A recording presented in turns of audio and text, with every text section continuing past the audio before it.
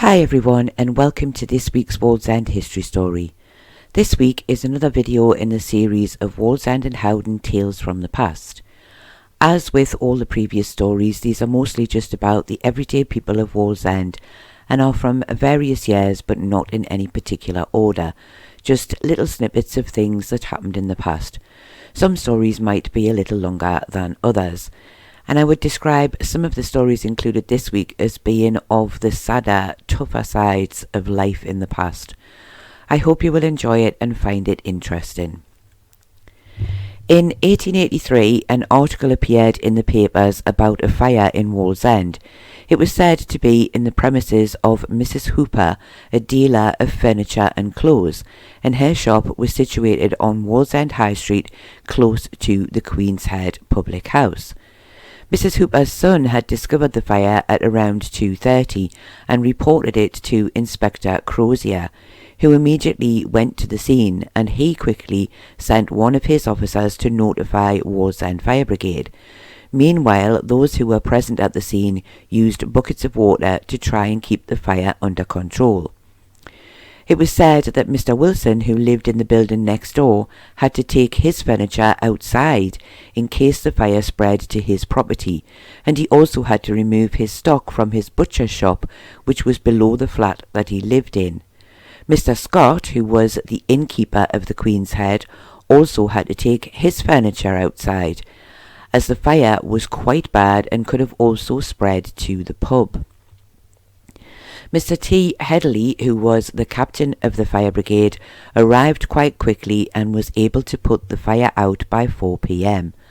The building was completely gutted, but no one was hurt, and it was believed that the house and shop were fully insured. No details were given as to the cause of the fire. Although the previous article said this was the first outing of the Wallsend Fire Brigade, another story from 1894 does not mention a Wallsend Fire Brigade, and in fact the services of the firemen from Westgate Road have to be called upon. I have no idea why the Wallsend Fire Brigade were not used, as they were certainly used when Judd Buddle's old home burnt down in 1890. I did try to find some history of the earlier Wallsend Fire Brigade, but it was almost impossible to find other than details of when the new fire station was built in 1908. In 1894, as I said previously, a fire took place in Palmer's Buildings at number 4 8th Street in Wallsend. The family living in the property at the time were the Erringtons, and it was said that they had a lucky escape. However, all of their furniture was destroyed in the fire, which included a piano among other things. Because this was a terraced street, the fire was able to spread to number 3, although great efforts had been made to stop the spread, including bringing some firefighting equipment from Swan Hunters to the scene. However, as mentioned earlier, a message had to be sent to Westgate Road Fire Brigade in the end, and they arrived some 20 minutes later, and their main aim was to stop the fire spreading any further, as the house where the fire had begun was by now completely gutted. Mr. Bradley, a school teacher at Willington Quay, was the tenant of the house next door, and all of his furniture had to be taken into the street.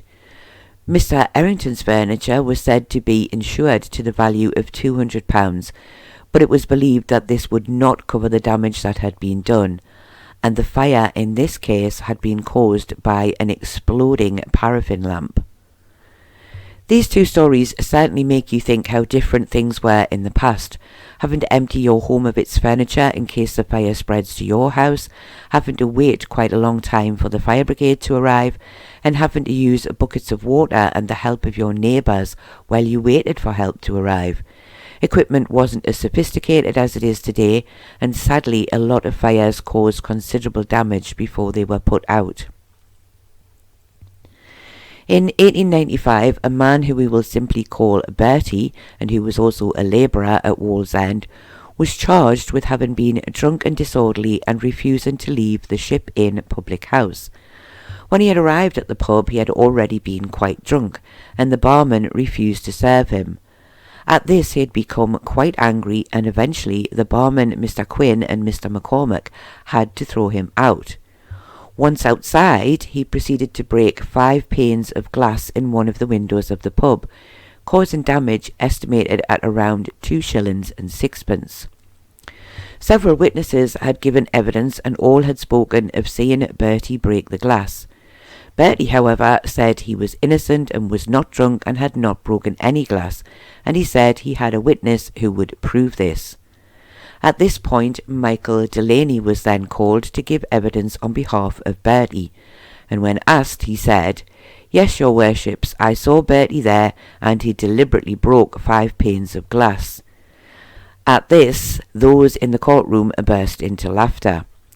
Bertie was not happy, and when asked if he had any more witnesses to speak on his behalf, he replied by saying, "No, and I've got no more to say."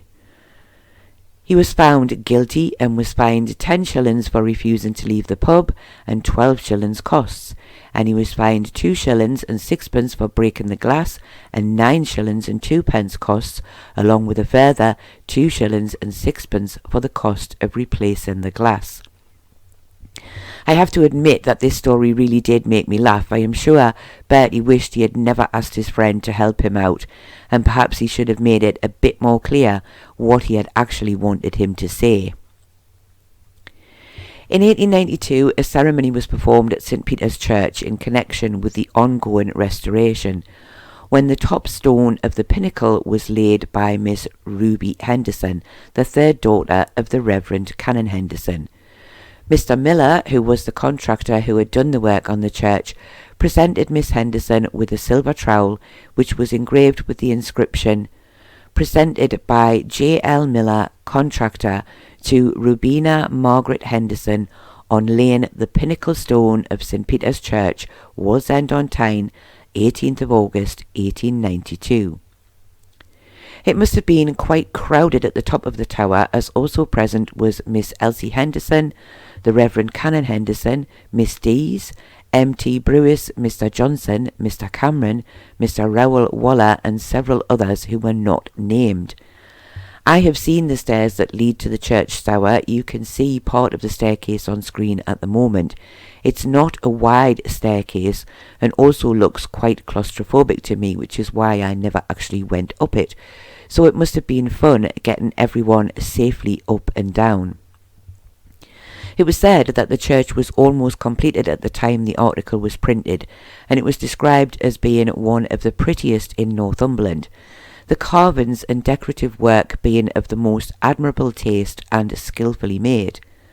St. Peter's Church, as many of you probably know, is the oldest church in Wallsend, of course excluding the ruins of Holy Cross Chapel, and is still a fantastic piece of architecture, but I'm not quite sure if I would call it pretty. I think I would be more likely to call it impressive.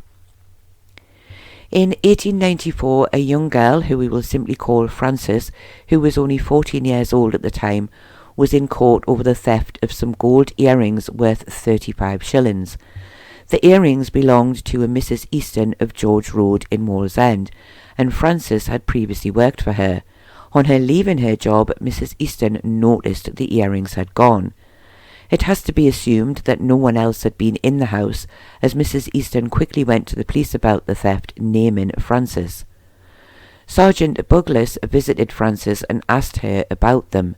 At first she said she had not seen them, but when told that Mrs. Easton believed she had stolen them, she began to cry, and the following day she returned the items to Mrs. Easton.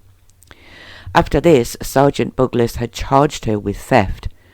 Frances said she had thought the earrings were made of brass and not worth any money, and she was very sorry that she had taken them. She was very lucky, as the magistrates decided that as they had been returned, and she was very sorry, they would not fine her or send her to prison. As with many cases like this, I often wonder if things were stolen simply to sell to help feed families. It was not always a case of simply stealing to make easy money. The last story in this video is another strange case of theft that happened in 1886, when a man who we will simply call George, who lived in Wallsend, stole a goose worth 10 shillings and sixpence from Mr. Pearson. It seems that George had seen a flock of geese in a field, and had been carrying corn in his pocket. No doubt he knew what he was doing, as most people would not have corn in their pockets. and because of this he was able to persuade the geese to come close enough, and he picked up one goose and ran away with it. However, Inspector Redshaw quickly gave chase, and when he had almost caught him, George threw the goose over a hedge. Inspector Redshaw still arrested him, and although George said he did not intend to steal the goose and that he was simply carrying it to the nearest farm, which sounds a bit strange for a man carrying corn in his pocket, he was still found guilty and fined 10 shillings and sixpence. However, as he had no money, he was sent to prison for 21 days. I think, based on the fact that George could not afford to pay his fine, that this was truly a case of a man trying to find food to feed his family. In the 1800s there was very little help for the poor, and those who found themselves out of work with several children to feed often had to steal bread and birds such as geese and chickens simply to survive, and actually many of those who did steal things were children.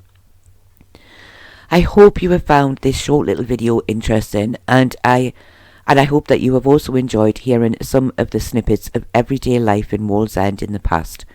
I do thank you all very much for watching, and I hope to see you all again very soon.